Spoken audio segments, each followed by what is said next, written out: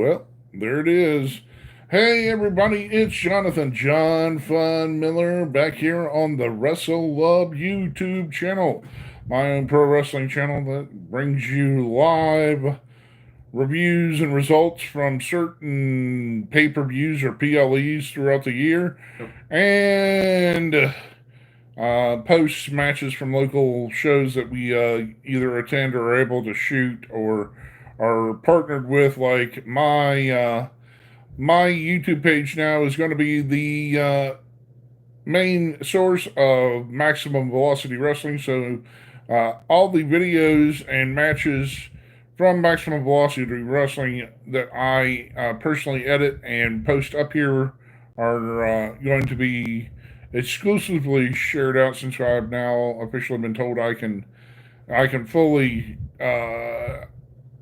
partner and share them out. It's basically, I was told it's a lot easier for me to do the work than for Mr. Promoter Vinny Toscano to do the work. So I have officially done that. Anyways, I'm going to stop talking. We're going to start talking about AEW, New Japan Pro Wrestling's Forbidden Door, which we just finished watching. Yep. We haven't started watching the press conference, if they're doing one. But I, once again, am Jonathan John Miller. This is Pro Wrestling Guy 1995 over on Instagram. Yep. I'm John Fun all across the internet. I have been for the last 25 years, since around 2000, 2001. And we're going to talk about the show I just said, AEW New Japan Forbidden Door, from the O2 Arena in London, England. Yep. So, what did we do? We got together about a little after 11 o'clock. We kicked on the pre-show, the 0 hour, for 2 hours. They talked about all the matches that were going to be on the card, and then they had some wrestling. So we're going to start at the wrestling part, because if you've been watching along, that's about where we start. It's where we go, hey, we like this, we didn't like this. Most of the time, we like a lot of the stuff that's on the show. So I'm going to stop talking. He's got the rundown. He's got the matches. He's got the people that won and lost. So we're going to go directly to Austin Honaker. Okay. For the pre-show, match one, it was Yuya Uemura, El Desperado, and Paragon, which are Kyle O'Reilly and Roderick Strong, versus Crew, which are Leo Rush and Action Andretti, and the Don Callis family, which are Josh Alexander and Hechicero. It was an awesome match. Not really any build up to it. It was mainly just a match put together by both AEW and New Japan. But like I said, it was an awesome match. But the ending to it, Yuya Uemura, El Desperado, and Paragon went over because Yuya Uemura pinned Leo Rush with the deadbolt. Now, after the match, the Don Callis family attacked Yuya Uemura, El Desperado, and Paragon after the match and laid them out. And then Tomohiro Ishii came out, and Lance Archer and Tomohiro Ishii had a stare down. Then they ended up brawling, and Tomohiro Ishii laid Lance Archer out with the suplex, and then Yuya Uemura, El Desperado, and Paragon got back into the ring, and Roderick Strong urged Kyle O'Reilly to leave with him and not celebrate with Tomohiro Ishii. So Tomohiro Ishii, Yuya Uemura, and El Desperado celebrated in the ring.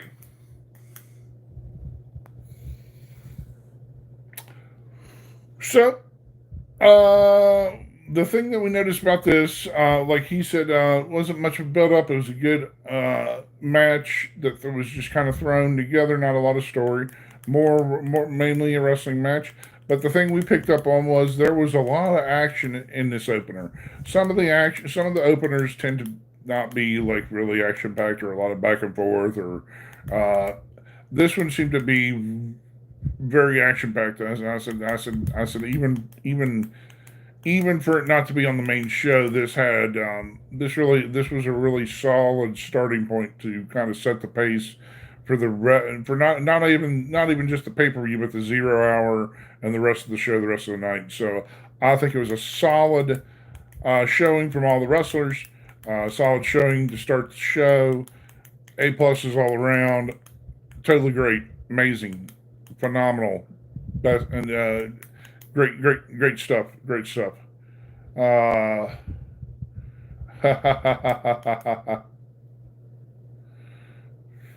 Okay.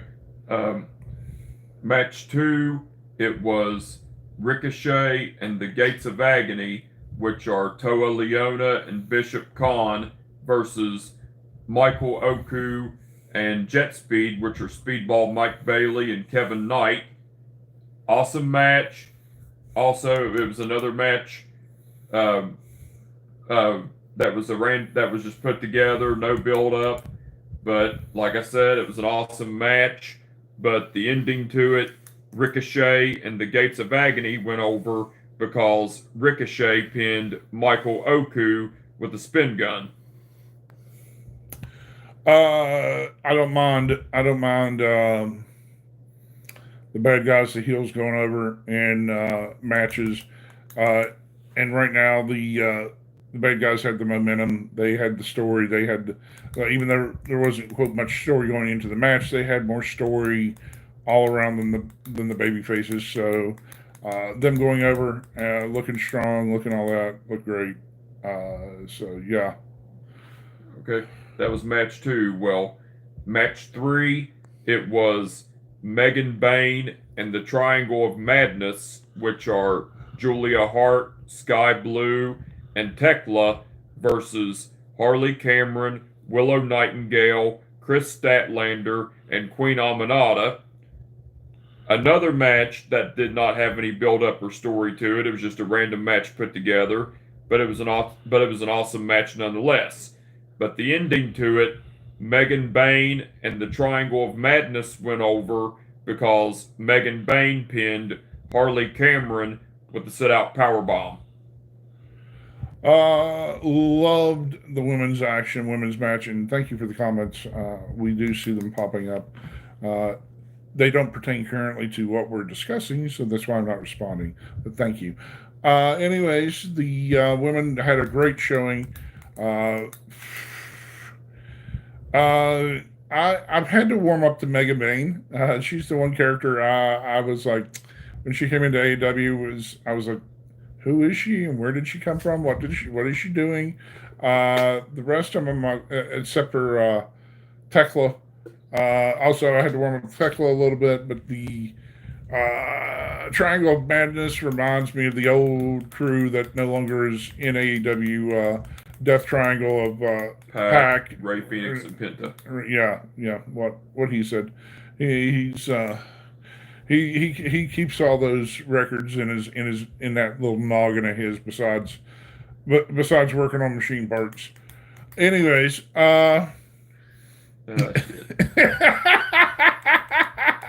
he's good at some things. The other things maybe not so much. There's other times I have to be like, tell the squirrel to stop talking to you in there. Yeah. Anyways, there's a little bit of insight to how him and I get along. So like I said, the women's match was really good. Really, I wouldn't say incredible, but there was a lot of good action, a lot of just solid work, solid effort. All of them did really well. Don't mind Megan Bain's team winning. I thought it was a good call for them to win the match too. So, but we are finally to the main event of the 0 hour.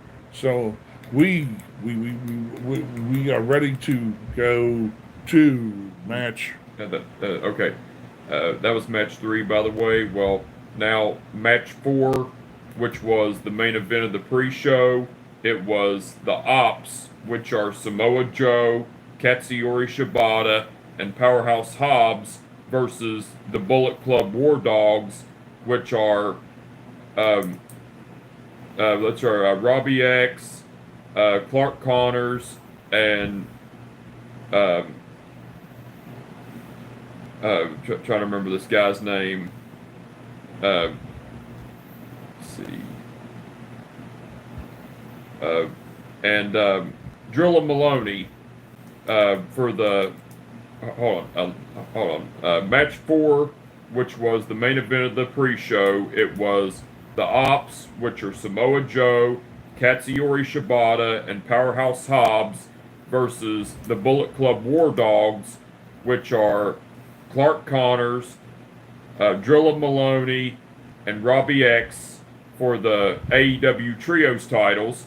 Now this match didn't have any build up either, but it was just a random match put together from AEW and New Japan. But it was an awesome match nonetheless. But the ending to it, the Ops went over and retained the AEW Trios titles because Samoa Joe pinned Robbie X with the Muscle Buster. Austin asked while we were watching if the 6-man title should have been on the pay-per-view, and I said the 6-man titles are kind of a throwback to older times, older wrestling generation, but I think they can be either on the pre-show or the main show. They depending upon what's going on with the 6-man titles and 6-man teams, or trios teams. So my point.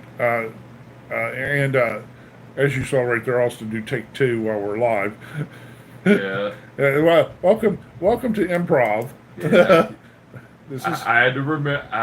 I couldn't remember the one guy's name. Then I had to look back and remember it. He had to reset. So there you go. You saw a reset by Austin. That's okay though. We got through it. Really good 6-man match, and it went all the way. It went almost to the wire.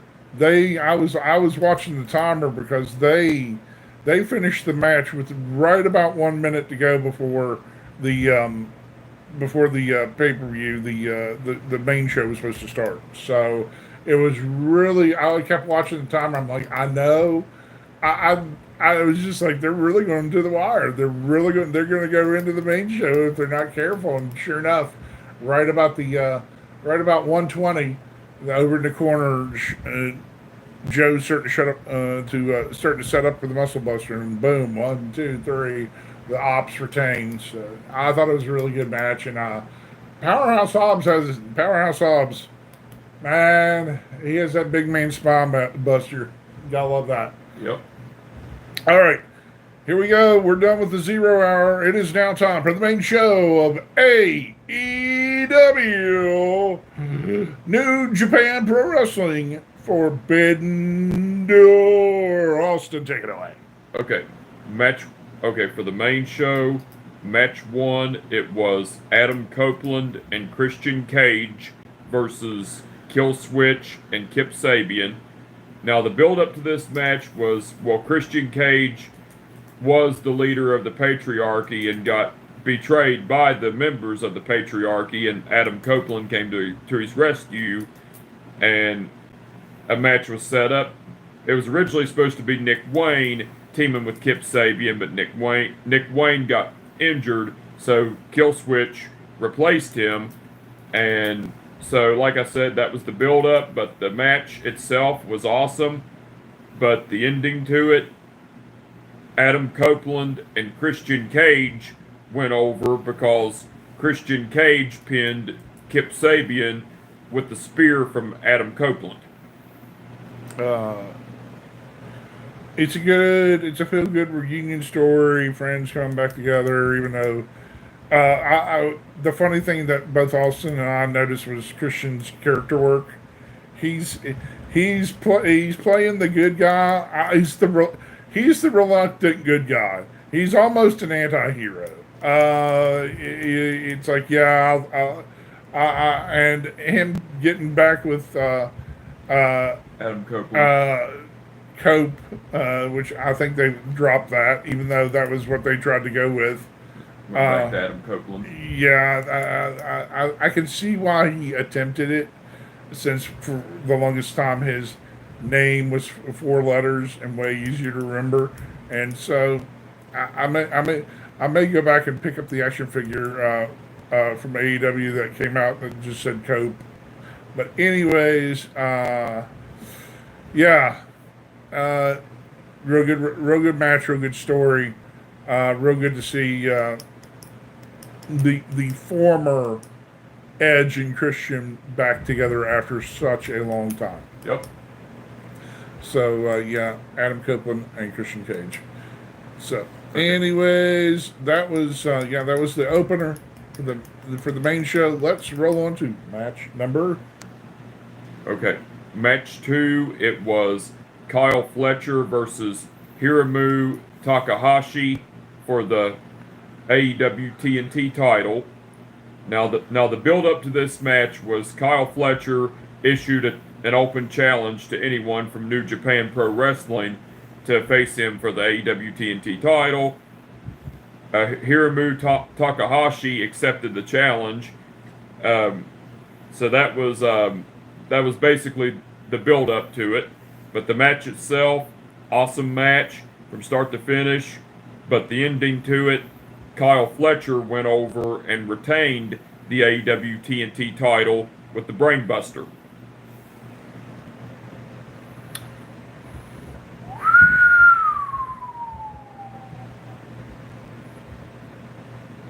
Um, Nothing I remember specifically, but yes, it was a hard hitting match. Um, Basically, the I think Kyle's run as TNT champion is uh, not going to be ended anytime soon. I think the right person won. This is really good for Kyle's career right now. So yeah, good match, good championship match. All the solid work, A plus all around. Amazing, amazing second match. So not much else I've got. Yeah, let's keep rolling, brother. Okay. Match 3, it was Mercedes Moné versus Persephone versus Alex Windsor versus Bozilla for the AEW TBS title. Now, the build up to this was Persephone qualified to be in the match from CMLL.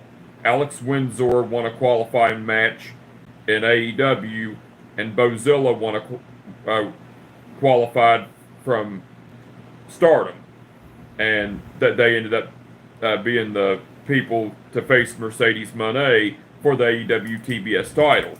Well, the match was awesome from start to finish, but the ending to it, Mercedes Moné went over and retained the AEW TBS title because Mercedes Moné pinned Persephone with the Hurricane Rana.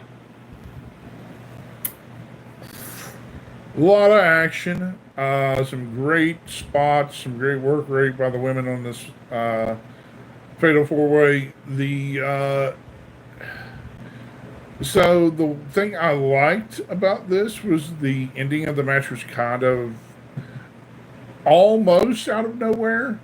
Because of the way they were doing a lot of stuff, and they had been warned, they'd been in the match quite a while, and so whenever she finally got the pin and the win, and the person that took the pinfall was Persephone. Persephone. Yeah, thanks for saying that. And it was a good showing by Bozilla, who reminds me of Freya the Slayer. She's about that big and that tall and that, but she's a lot younger. And 21 years old. We may see some big things from Bozilla. I don't know. She's only been in the business a hot minute, but from what I can tell right now, this is her rookie year. She may be. Yeah, you may see a lot of Bozilla soon. I mean, like as in, she may show up on the radar a lot faster than a few. Show up on the pro wrestling radar a lot faster than a lot of the other young ladies, young women that are out there on the wrestling scene. She seems to be very gifted with her size and abilities, and being a second generation professional wrestler. So yeah, that's what I got from that. But yeah, excellent title defense by Mercedes Moné. Next up, Okay. Honecker. Okay. Match 4, it was Zack Sabre Jr. versus Nigel McGuinness for the IWGP World Heavyweight title.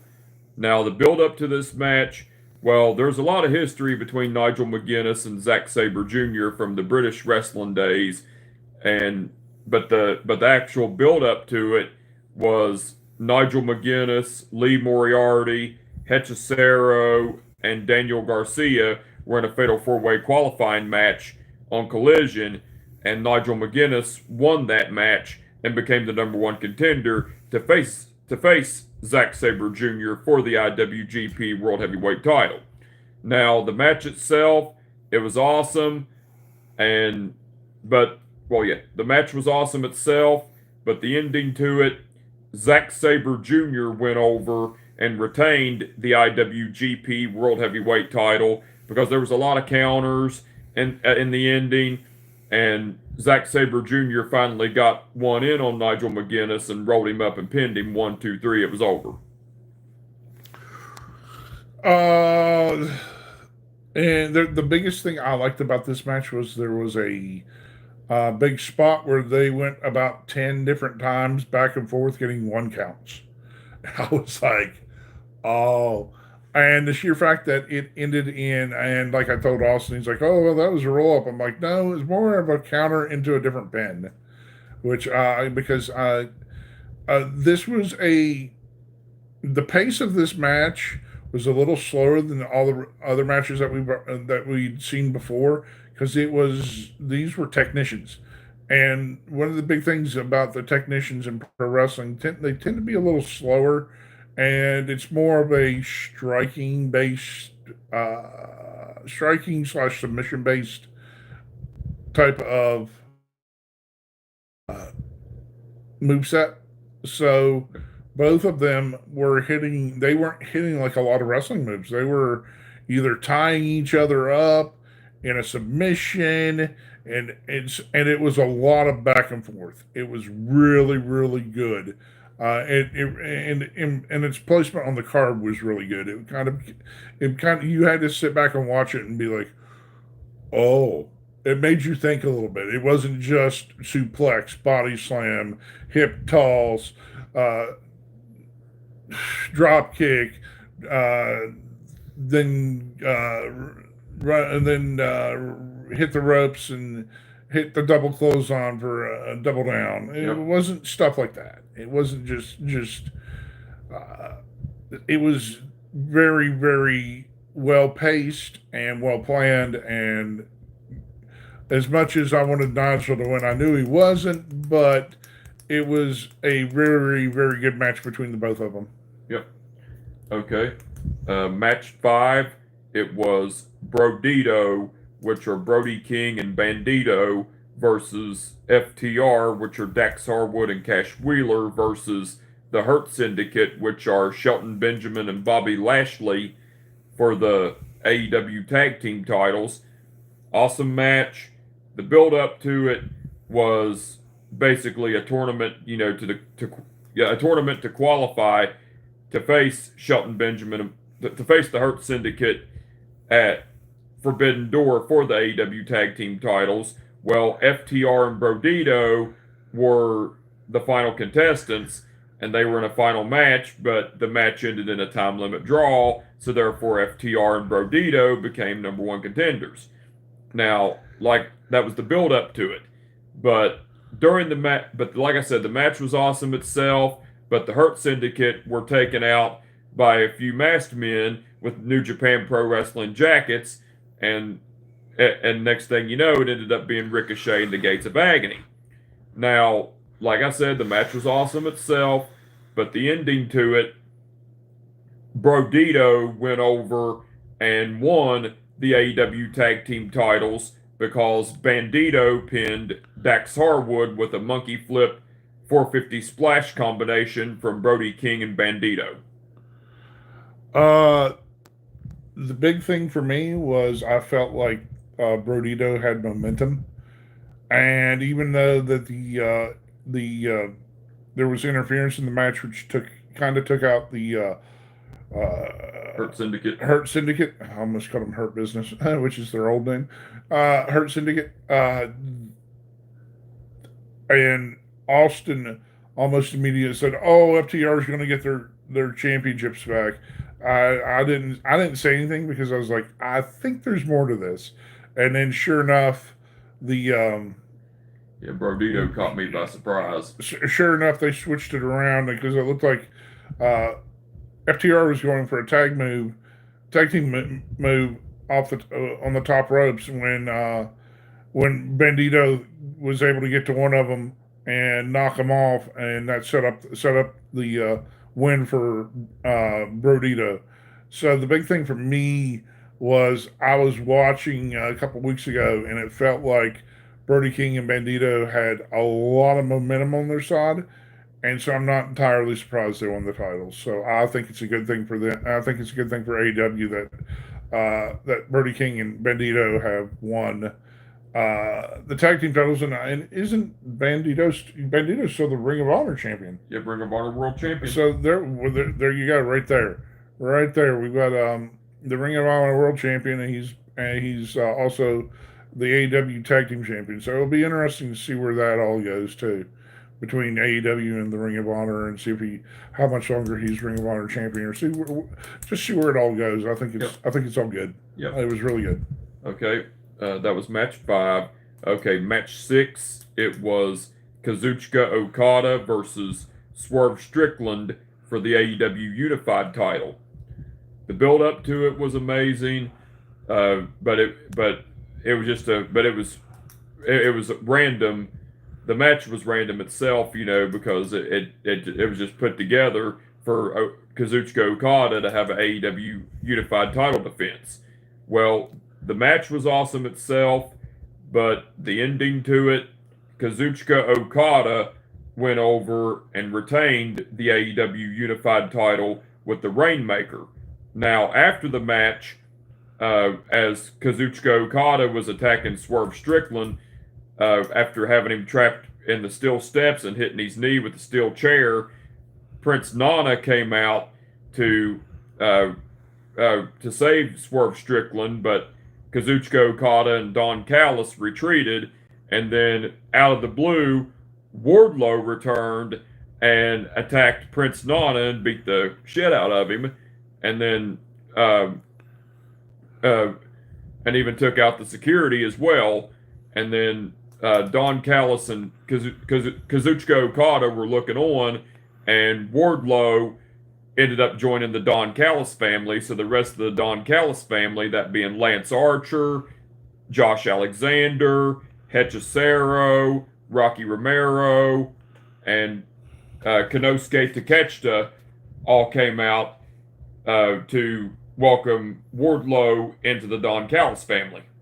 And they all stood tall, while Swerve Strickland was laid out, and so was Prince Nana. Solid match. I've liked Kazuchika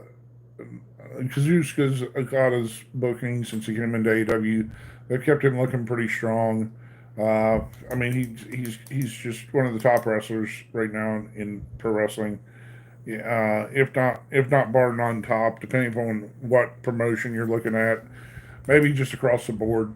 Anyways, as for the match, I like Swerve versus Okada. There were a lot of good things in it. Yeah. The chemistry between those two are great. The Don Callis thing, the Don Callis family, they're the big. I think they're trying to build up the maybe them to be the next kind of like big baddies or something. Yeah. Because I don't mind them having like a lot of people in the faction. I think they're trying to keep them strong. So maybe something big's coming with them. Maybe it's getting ready to. Because I mean, it's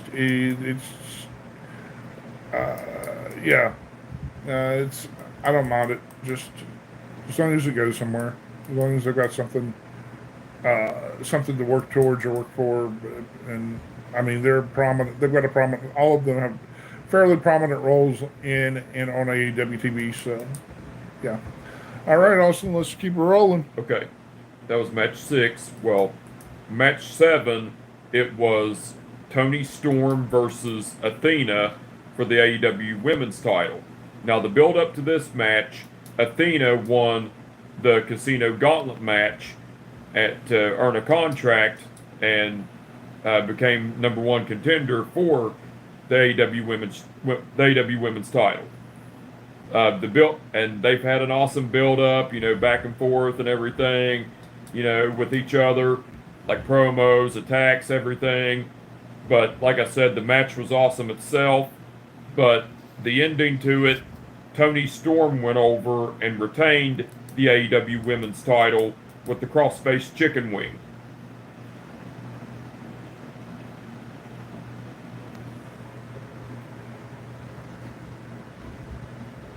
This is Mercedes' second loss. I don't think it hurts her. She's got 9 different worlds. This is Toni Storm and Athena. Oh, I don't know. When is we already talked about Mercedes? What in the third match? Yes, and this is the 7th match. And she retained. Yeah. Okay, so okay. Yeah. Well, I must have been sitting. That's why I paused. I had for some reason Mercedes jumped. Hey, what are you trying to tell me? Do you like wrestling? do you like wrestling? Do you like pro wrestling? So you said, did you think the match was good? And are you trying to tell me that trying to tell me how the take 2? There's no take 2. This is live. So oh. Well, what? Okay. Hold on. Let's welcome to now the cat channel. This is where we talk about our cats. This is where the cat runs in and says, "Hey, I want to be on the TV. I want to be on the internet." Oh, Lord. Yep. Here we go. This is how when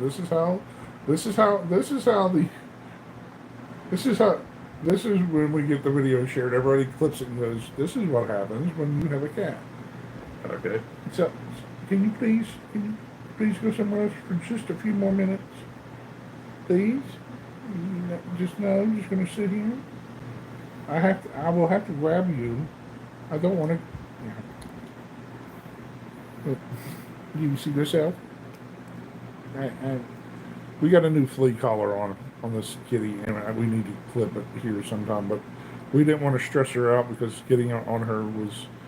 Well, it wasn't real hard, but it upset her a little bit, so we wanted to wait. So we still have to clip the excess of that collar that's on there, and as she decides to give herself a little bit of a cat bath. Okay. All right. So. Okay. So what happened? Okay. Match set. Okay. So we'll do this again. No, we don't need to do it again. Yeah. You're having an anxiety attack on live camera. Okay. So basically, it was Athena versus Toni Storm. Toni Storm won with the crossface chicken. Yes. All right. So there's the short version of it, since the cat is now staying right here in the picture right now. So my thoughts on that, considering I for some reason was thinking Mercedes again. We've already covered Mercedes. So Athena. That was the okay. So I was wanting to say Athena, and Mercedes popped in my brain. Okay. So Athena is the Ring of Honor World Champion. Women's champion, World Women's Champion. I don't think her losing to Toni Storm hurts her at all. I think she keeps her momentum, and she had a very strong showing. So for Toni to retain, and she came out in this like momish white makeup. I think it really made her. I think it made sense for her character, her timeless character. I think it all went well. I enjoyed the match. There were a few times that it looked like Athena had Toni in peril. It looked like she might actually win, which I liked. So there was a lot of good storytelling in the match, but yet Toni retains, and I think she's currently the cornerstone of the women's division in AEW. So hats off to Toni for retaining. So yep, that's where we are. Let's keep rolling, Austin. Okay, that was match 7.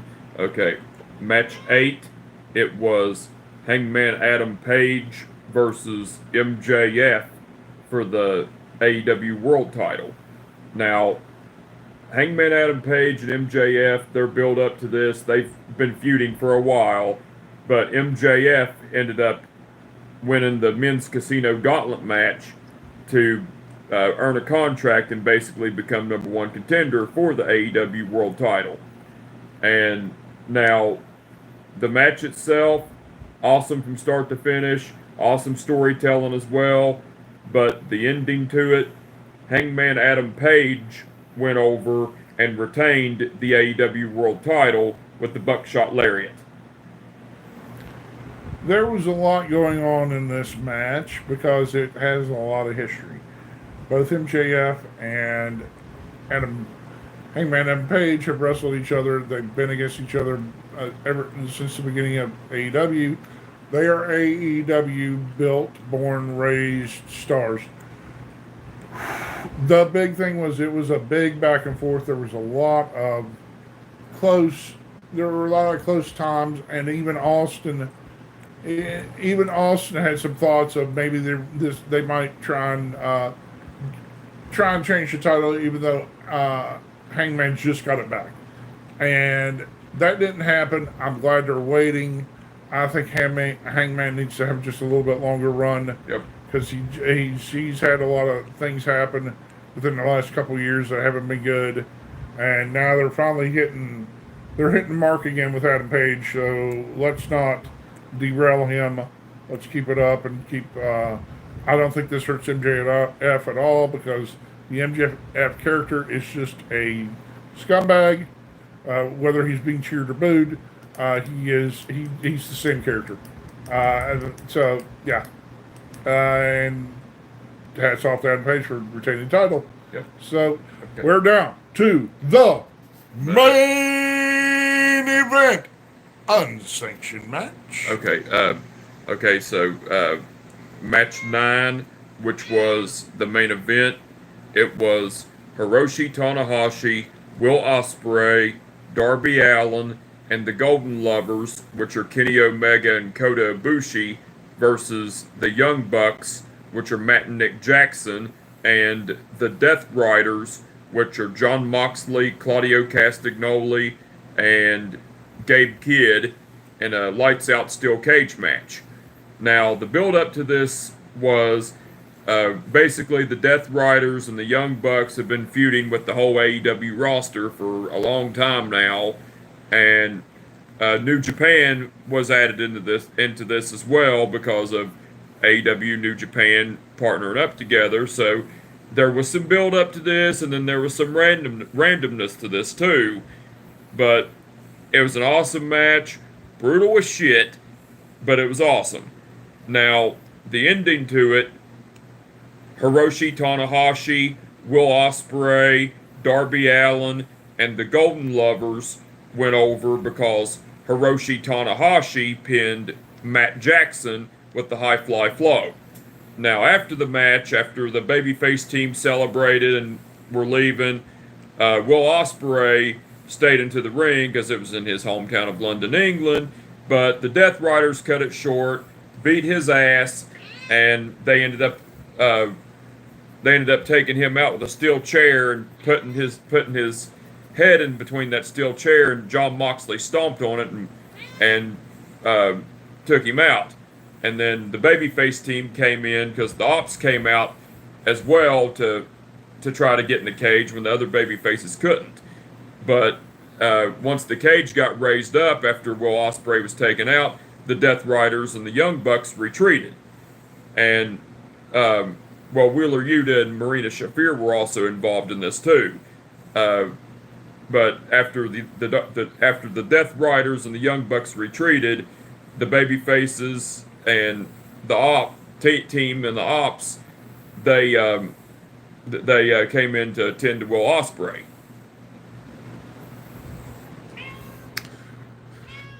Brutal. If you thought the prior match, the Texas Death Match was brutal on the last pay-per-view, this was another brutal one. There was a spot where Jon Moxley tried to rip off Darby Allin's ear with a fork from the back of the ear, which caused him to start bleeding. We both Austin and I had to look away. I saw Yeah. it, and we both went, yeah. We were screaming. We were like, we both agree on this. We both like hardcore matches. We like brutal matches, but the violence on this match, that when they said it was unsanctioned, and Austin's just going, oh, it's a gimmick. Yeah, I don't think. I think some of that. I think some of that might have been real, Austin. If you they, yeah, I'd be like, you don't think wrestling's real? Watch this match. It's Yeah. not there's a lot of reality in this match, considering how, I mean, how much you don't get trained in a professional wrestling sense to take a fork to your ear. And it doesn't happen every match. It doesn't happen every day, but still, point, very extreme point, is that does not get included in your wrestling training. Yep. No trainer in the professional wrestling world, I don't care if it's a backyard trainer to someone that has a world class training facility, you're not going to be trained to take a fork to the back of your ear. I'm telling you that straight up, Right. as being in the professional wrestling industry for nearly 20, let's see, 98, for nearly 25, over 25 years. 26. Yeah, you've been 26 years. Yeah, there you go. There you go. And But it was I've a been brutal 15. it was a brutal match. Yes, he's been in 15. He took a long break because they beat it because people decided to be mean to Austin. He has mental health issues. And you know why we have mental health issues? Because he was raised by wolves and people told him the wrong things to do in life. Now we're fixing him up so he can find a nice girl, keep working at his nice job and have nice things through either professional wrestling or the nice job he has. So we're doing good stuff, and including professional wrestling. Yep. But that sums up. There's also one thing. Tekla and Queen Aminata, they brawled throughout their match, and it happened until the main show. That was on the pre-show when that happened, but the main show, it dragged into that, and Sky Blue and Julia Hart came out to tend to Tekla, to help Tekla, and ganged up on Queen Aminata, but then Jamie Hayter returned and evened the odds and took out the Triangle of Madness. Yep, there was a little bit of a sub story there with with Tekla and Queen Aminata, which led to Jamie Hayter coming back, which we didn't mention until now. That was kind of an extra. So because Tekla and Jamie Hayter are feuding currently because where Tekla took out Jamie Hayter, and Jamie Hayter was written off because of injuries, but is now back, and they're going to be continuing their feud. There you go. That is AEW, New Japan Pro Wrestling Forbidden Door. That puts a button on it. I think all of it was pretty good. What's Yep. your rating, Austin? I'd say 9 out of 10. I'm going 9.5 out of 10. I think it was close to perfection. It was. There was a lot of action for everyone. Something to like about every match. I can't sit here and bury anyone. I think it was all good hard work effort. So, with that being said, okay. What we got coming up, Austin? What's on our calendar? Okay. We'll be back. The next pay-per-view, we will be back August 31st, 2025, because me and Jonathan are off that weekend because Labor Day weekend. But August 31st, 2025, we will be back for WWE Clash in Paris. We'll be back for Clash in Paris here on the Wrestle Love channel. And once again, that puts a button, a nice little bow on the AEW New Japan Pro Wrestling Forbidden Door from the O2 Arena in London. It was an early show, so we didn't have to stay up late. But as soon as we jump off here, he's got to go home and start getting ready for work. I got to start getting ready for work because Monday is tomorrow. Unfortunately, we've had a lot of Mondays, but Monday comes back and bites us in the butt tomorrow. Yep. We have to start all over again. Yep. So, with that being said, I am Jonathan John Fun Miller here on the Wrestle Up channel on YouTube. So, like, share, subscribe, support us, please. Anything helps. I've got one shout out to the one subscriber that pays after all taxes and fees, like about 67 cents to be a subscriber on the channel. So shout out to the one subscriber I have on the channel. Thank you very much for watching. You help us do this. You help us grow. You help us keep doing this because you want, if it's one person, if it's reaching one person, then that matters. Someone's out there watching. So, and for myself and Pro Wrestling Guy 1995 over on the Instagram platform, Austin Honecker, we will. I will catch your ass down the road. Peace out. Y'all have a great day, great evening, wherever you are. Later. Let's see, where's my stop button? There it is.